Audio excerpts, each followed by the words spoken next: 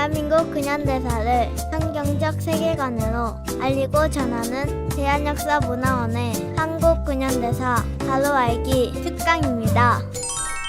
대한민국 건국의 걸림돌, 좌우합작의 이야기를 이어가 보겠습니다. 지난 시간 우리는 대한민국 건국의 걸림돌 좌우합작이 공산주의자들의 전략이라는 것을 알게 되었습니다. 대표적으로 좌우합작을 외치며 만든 건국준비위원회가 실상은 공산정권 창출을 목적으로 하는 건국의 걸림돌이었다는 사실도 들었습니다. 게다가 미국의 모호한 좌우합작 정책이 우리의 건국을 늦추는 한 요인이 되었다는 사실도 알게 되었죠. 오늘은 좌우합작으로 무산될 뻔한 대한민국 건국의 위기 순간들을 살펴보도록 하겠습니다. 해방 후 혼란에 빠진 한반도의 독립 문제가 드디어 국제회의에서 논의되었습니다. 그 회의가 바로 모스크바 3상 회의입니다. 모스크바 3상 회의는 1945년 12월 16일부터 26일까지 열흘간 소련 모스크바에서 열린 회의입니다. 3상 회의란 영국, 미국, 소련의 외무장관들이 주도한 회의라서 붙여진 명칭으로 영국의 어니스트 베빈, 미국의 제임스 번즈, 소련의 바체슬라프 몰로토프가 2차 세계대전 후 처리해야 할 국제 문제에 대해 논의한 회의입니다. 2차 세계대전 중이었던 1943년 11월 카이로 회담에서 한국의 독립 문제가 처음 거론된 이후 곧이어 테헤란에서 한국 독립에 대한 좀 더 구체적인 이야기가 거론되었는데 그 핵심은 한반도의 완전한 독립까지 4개국의 신탁 통치 기간이 필요하다는 것이었습니다. 소련은 테헤란 회담을 근거로 모스크바 3상 회의에서 한반도의 신탁 통치를 제안했고 미국도 그 의견에 동의했습니다. 그러나 신탁 통치의 실행 방법과 절차를 논의하는 과정에서 미국과 소련은 서로 다른 입장을 취하며 충돌하게 되었습니다. 미국은 소련에 의해 분단된 한반도의 분단 상황부터 원상 복구되어야 한다고 주장했습니다.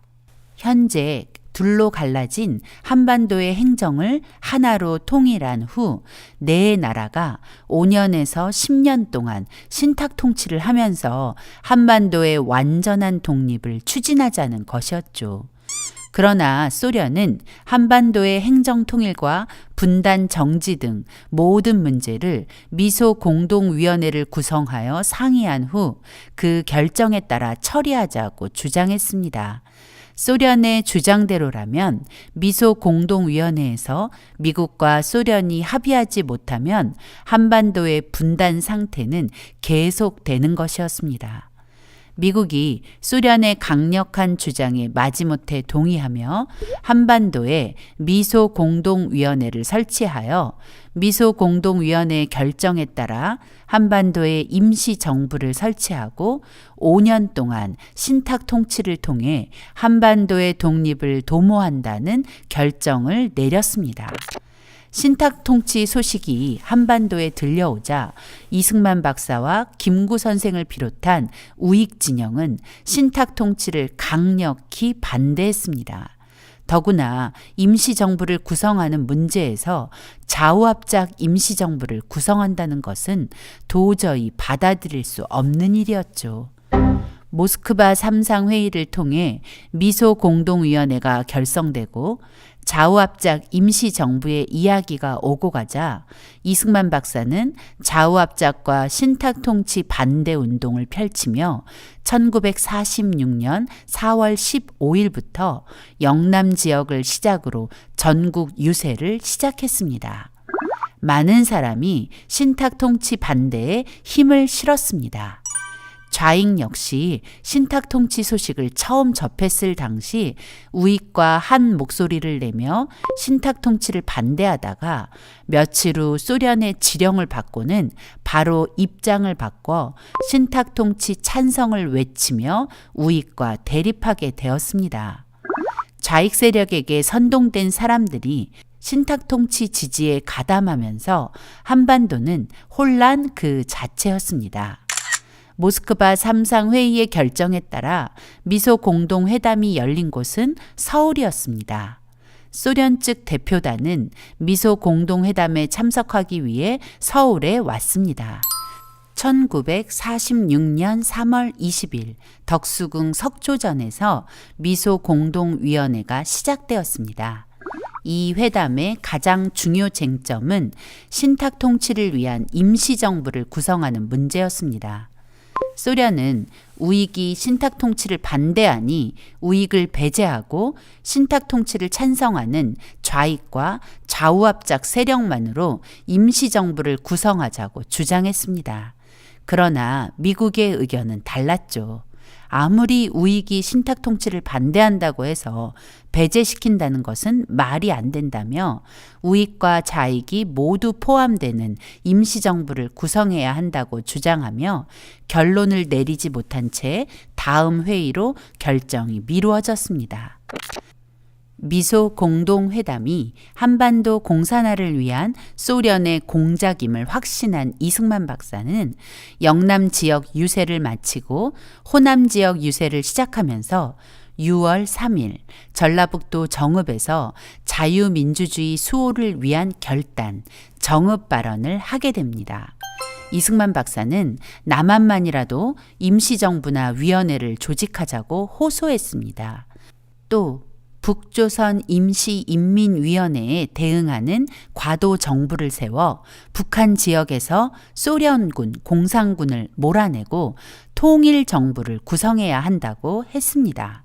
이미 북한은 소련에 의해 공산화가 끝난 상황에서 좌우합작 임시정부를 만든다는 것은 남한마저 소련의 재물이 되는 것이었고 북한을 소련의 소나기에서 건져낼 기회조차 잃는 것이었기 때문에 이승만 박사는 남한도 자유민주주의 체제의 정부를 구성한 후 북한을 구원해야 한다고 말하는 것입니다. 그러나 오늘 우리는 그 당시의 상황도 제대로 파악하지 않은 채 이승만 박사의 정읍 발언을 남북 분단의 원흉으로 오해하고 있습니다. 분명한 것은 남북 분단의 원흉은 소련과 그 추종 세력 김일성이었다는 것이 역사가 말하는 진실입니다.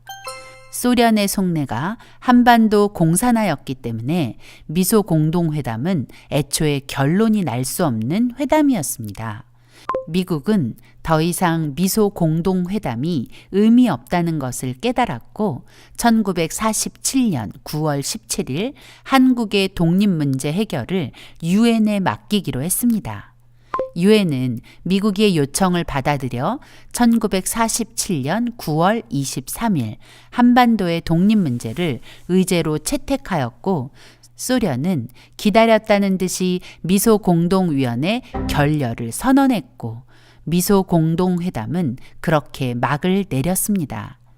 1947년 9월 23일 유엔의 의제로 채택된 한국의 독립 문제는 9월 28일 유엔 총회 정치위원회에서 본격적인 심의에 들어가 미국 측 결의안과 소련 측 결의안이 열띤 경합을 했습니다.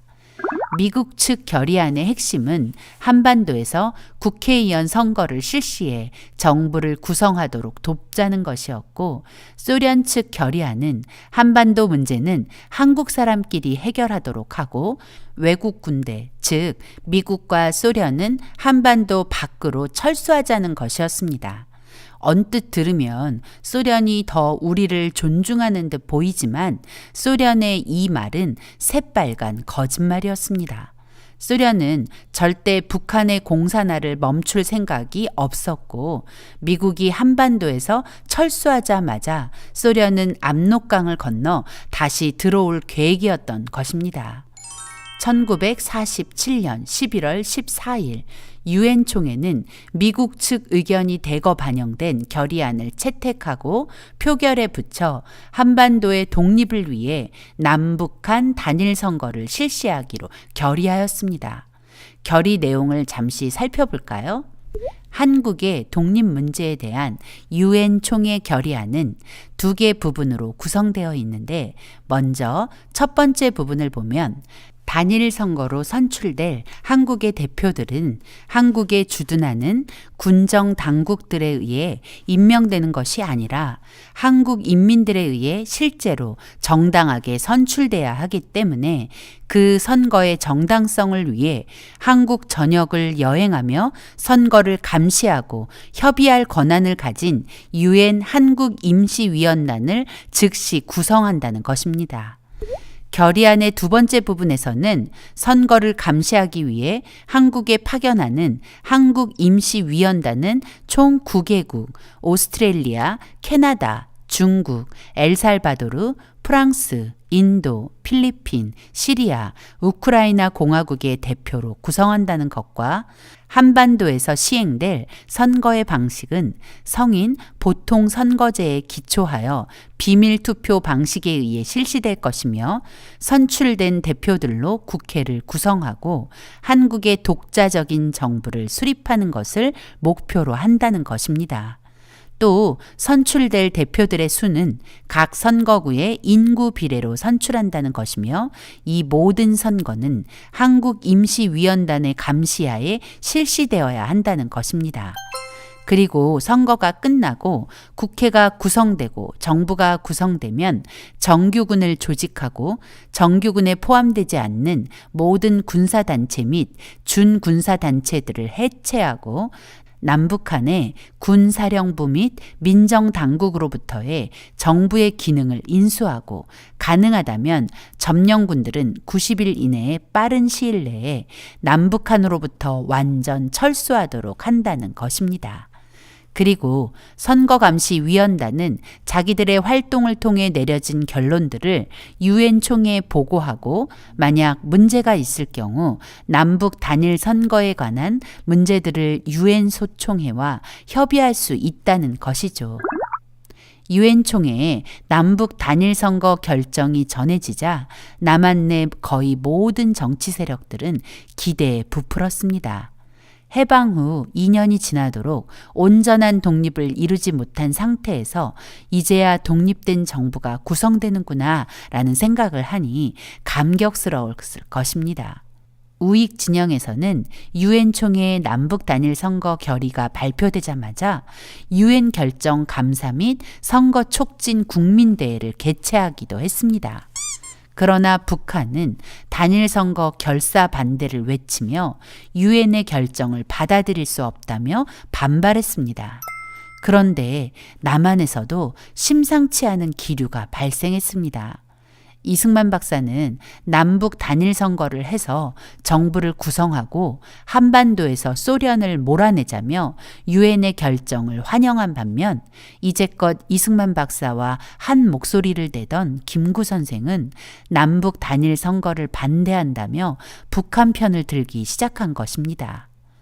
북한과 소련의 단일 선거 보이콧 상황에서 남한만이라도 선거를 하자고 주장한 이승만 박사의 의도는, 북한은 이미 소련에 의해 공산화되었으니 남한도 선거를 통해 자유민주주의 정부를 구성해야 북한을 소련의 소나기에서 건져내 통일된 정부를 구성할 수 있다는 것을 염두에 두었기 때문입니다. 그러나 김구 선생은 북한의 상황을 제대로 파악하지 못하고 북한과 분단되는 것만을 염려했던 것이죠.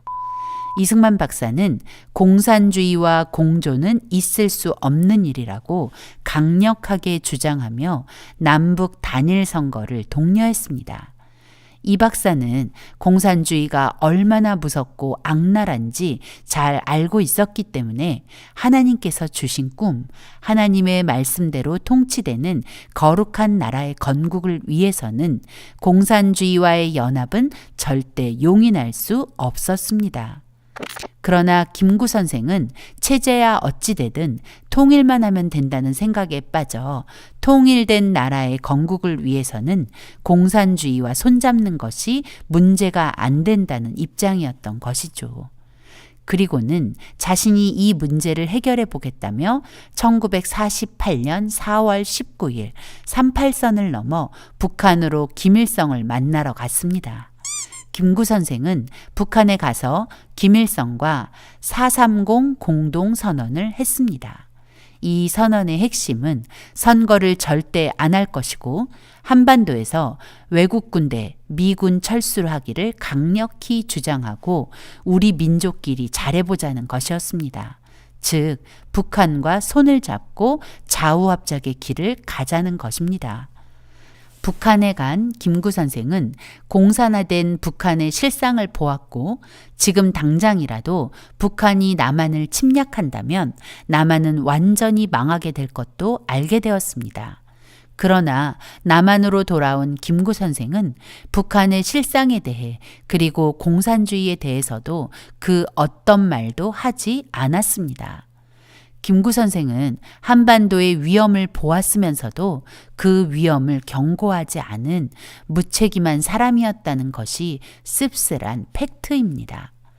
김구 선생의 침묵은 언젠가는 반드시 재평가되어야 할 것입니다. 그러나 그런 일은 지금도 여전히 진행 중입니다. 2000년 6.15 공동선언이나 2007년 14 남북 정상선언은 절대 연합할 수 없는 적과의 연합이었습니다. 연방제 통일은 대한민국을 공산주의의 제물로 바치는 적화 통일이라는 것을 정말 저분들은 모르고 있었는지 묻고 싶습니다. 그리고 지난 정권의 판문점 선언 역시 김구 선생의 430 선언과 같은 적과의 연합, 적화 통일을 찬성하는 가짜 평화 협상이었다는 것을 잊지 말아야 합니다. 우리나라는 자칫 잘못하면 건국도 하기 전에 공산화되어 대한민국이라는 이름도 가지지 못할 뻔했습니다. 그 당시 상황으로 본다면 공산주의 나라가 되지 않은 것이 신기할 정도입니다. 이승만이라는 깨어있는 하나님의 사람이 공산주의와 연합하려는 좌우합작을 철저히 반대하며 막아선 결과 우리가 오늘 이 자유를 누리고 있다는 것에 감사해야 합니다. 대한민국 건국을 방해한 좌우합작은 그럴듯해 보이는 신기루에 불과했습니다. 그런데 지금도 좌우합작에 대한 삐뚤어진 기대감이 대한민국에 가득 차 있습니다. 우리는 과거 대한민국 건국 전 3년의 역사를 통해 절대 연합할 수 없는 적들과 연합하려는 모든 시도를 끊어내야 할 것입니다.